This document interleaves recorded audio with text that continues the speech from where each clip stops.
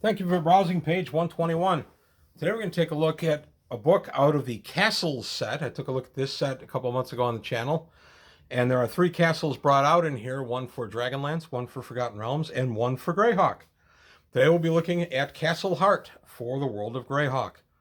Before I show the book itself, I'm going to move this out of the way, and you see I've got the map of Greyhawk sitting here. I'm going to zoom in a little bit and show you exactly where Castle Hart is situated. Castle Hart is situated right here where the Vang River meets the Crystal River. It sits right there on the deeper in the Furyondy side. It kind of monitors the Horn Society and keeps an eye on river traffic for Furyondy. It is part of Furyondy. It was founded by by the Knights of Furyondy, specifically the Knights of the Hart, and then later on other knight groups have taken over it. And I'm going to go into that a little bit as we take a look. There's the book itself, Castle Hart. It's a star castle. These came in when the Age of Gunpowder came up.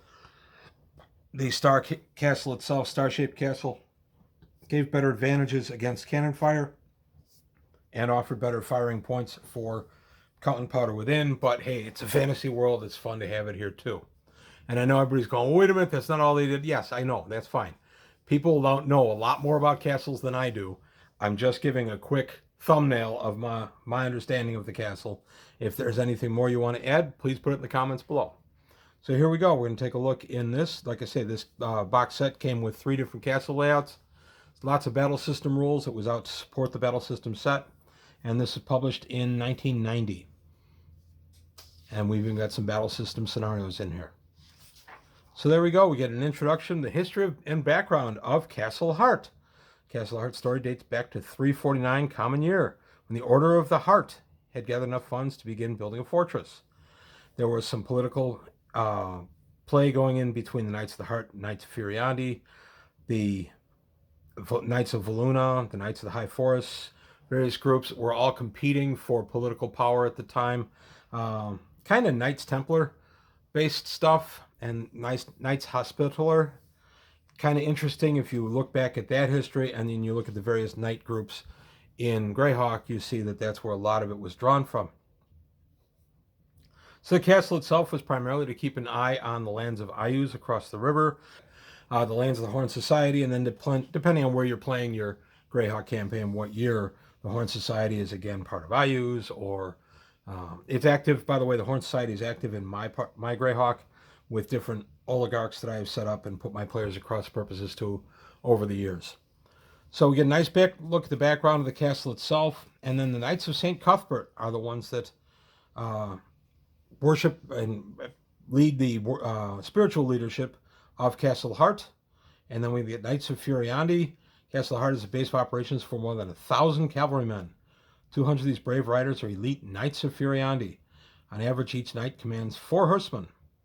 This is kind of neat. You get a nice breakdown here on how you're going to use the thing in game. Your battle system game conversion right there. Game terms for the castle itself. Arrow slits, crenellations or battlements, matriculations or machicolations, depending on how you say it. Glacis, the batter, and talus, sally and sortie. Magical items. A few magic items that are available there. Castle Hart, an overview. This is the layout. I have run many adventures in Castle Hart, where various covert agents were in the castle and the players had to ferret them out and things like that. Nice overview of the castle itself. In my Greyhawk world, my wife's character, a cavalier 14th level named Bianca, is the commander of Castle Hart. And this cavalier goes back to the Dragon magazine of the Cavalier long before the Cavalier was updated or put out and updated in Unearthed Arcana in 85. Cavalier was 82 or early 83. My wife created her character out of that, and then when Unearthed Arcana came out, we kind of updated it to whatever that had said. But there's a nice layout for it, some nice looks. I love that picture, the Knights Crossing, and all the various places within the keep. And then continuing the places, and then we get Castle Hart close-ups. Features the following structures in Castle Hart, so the main gatehouse, the curtain wall towers, etc. So you get some nice stuff for battle system in here as well, how to deal with a castle. Castles are really, really strong in battle system. If they are immune to some magic.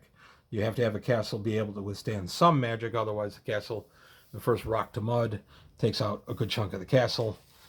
Even a dig spell, as long as the mage has cover, can do that. Just some interesting stuff. But anyway, you get it's a little bit more battle system stuff as you look at the various parts of the castle itself. The inner gatehouse, the snake's throat. The ceiling is long. Tunnel is lined with murder holes. See the murder holes? That's so you can dump boiling, not usually oil. Oil was too expensive, so you would dump boiling water on them or boiling waste. Not uncommon. And then the star towers. So we got to look at each of the star towers. The garrison itself. Very, very nice, detailed thing here. This is available through DriveThruRPG. I'll put a link below to the castle set. I believe it's still available. Don't hold me to that. It's been a little while since I looked. But if it is available, I'll put a link to it. You can get a PDF for this whole box set, not just this book. And then we continue on through there. We even get to the scullery, the typical reserved for kitchen chores, and all the different kitchen stuff there. Very important in D&D. The manor house itself, which is where most of the action in my campaign has taken place. If not in the castle itself, then up in the manor house where the Lord lives. Or in this case, the Lady Bianca. And the castle treasury. I've done one or two nice things. I did one game years ago where the player characters were playing less than honorable thief-type characters of questionable alignment, and they actually went into Castle Hart to try to steal from the castle treasury. That was a fun game. That kind of pitted some player characters of, other player characters of my players. I used them as kind of NPCs to chase their current player characters around the castle. It was a good time. They ended up not getting away with anything of interest from the castle, but they did get away. They were never identified. So continuing on, we get the children's rooms, the count's bath, the wardrobe, the ladies' sitting room, all the things you would expect. And then we get a look at the people of Castle Hart, the people of Hart, which is kind of neat because it gives you a quick sketch of various characters. You can go ahead and you can just kind of put these in. We got a 5th level lawful good thief who's retired. So 30-year-old Rodney Kalman, average height and build. He was a thief, but he decided that he needed to change his ways, so he's now retired and is a lord, apparently, of Castle Hart. Erica Valuna, lawful neutral good fighter, human. Bishop Ferris, 10th level priest, cleric. Randall Foxmore, lawful good, 0 level human. Jarl of Freitag. And then the chaplain of Castle Hart, the lawful good human priest. And different other characters, which I like. I like having characters that I can just kind of jump to while we're playing. This way, as the players wander around the castle, I don't have to have a million notes set up. I just have this book at hand, and I can flip to different characters, NPCs that they might encounter. And then we get to look at the battle system scenarios. These are kind of nice. They set up little scenarios for you to play out, based as the basic rules only for the first one. The second one, you use the intermediate rules, and the third one, you use the advanced rules, the Great Siege. As I said, castles generally in battle system enjoy a good advantage, as they did in real life, except, of course, you can be cut off and starved out. And then we get a look at the rosters, and this is also for battle system.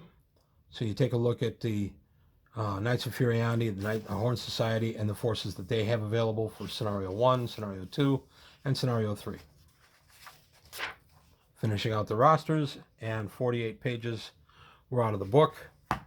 And there you have it. There's a good look at Castle Hart, one of my favorites of the offerings from the early 90s. They did some really good Greyhawk stuff in D&D in the late 80s, early 90s, the From the Ashes and such.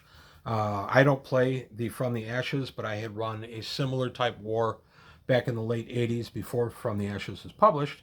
And a lot of what I did was based on some of the Greyhawk novels, which is what a lot of From the Ashes is based on. So a lot of what I did dovetailed nicely with that. I don't play a true Greyhawk From the Ashes, but I do play a version of it, and it's just my own homebrew. My Greyhawk campaign recently turned 42 years old. So pretty excited that it's still going at this ripe old age. So there you have it. I hope you liked what you heard and saw. If you have any comments or questions about Castle Hart and its use in your campaign, please let me know. And that's all I've got today on page 121. Thanks for watching, and I'll see you next time.